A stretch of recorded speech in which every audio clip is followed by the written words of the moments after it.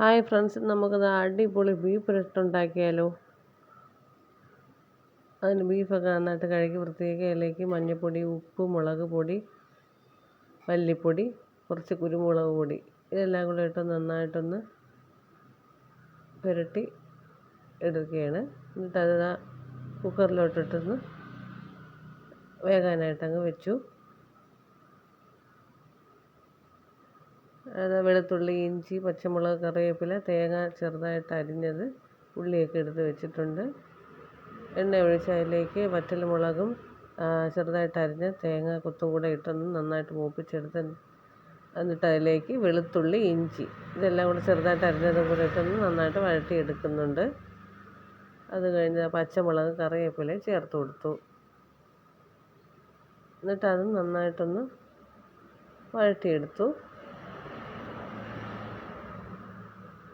അടുത്തത് ഉള്ളി അരിഞ്ഞതും കൂടെ ചേർത്ത് നന്നായിട്ട് ഒന്ന് ഇളക്കി കൊടുക്കുകയാണ്. ഉള്ളി ഒന്ന് വെന്ത് വരാനായിട്ട് ഇത് അടച്ചങ്ങ് വെച്ചു. ബീഫ് വെന്തിട്ടുണ്ട്.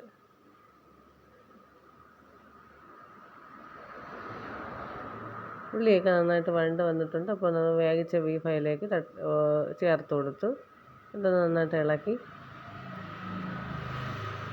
ഉപ്പുണ്ടാകുന്നൊക്കെ നോക്കി ആവശ്യത്തിന് ഉപ്പൊക്കെ ചേർത്തിട്ട് അടച്ച് അതൊന്ന് റെഡിയാവാനായിട്ട് വെച്ച് മൂടി തുറന്നപ്പോൾ കുറച്ച് മല്ലിയിലയും കൂടെ ചേർത്തൊന്ന് വീണ്ടും ഇളക്കി കൊടുത്തു. വീണ്ടും അടച്ച് വെച്ച് നന്നായിട്ട് കറിയൊക്കെ നന്നായിട്ട് കുറുകി വരുന്നത് വരെ ഒന്ന് ഇളക്കി എടുത്ത് നല്ല പെരട്ടായിട്ട് വന്നിട്ടുണ്ട്. അപ്പോൾ നമ്മുടെ ചാനൽ കാണുന്ന എല്ലാവരും നമ്മുടെ ചാനൽ സബ്സ്ക്രൈബ് ചെയ്ത് സപ്പോർട്ട് ചെയ്യണേ.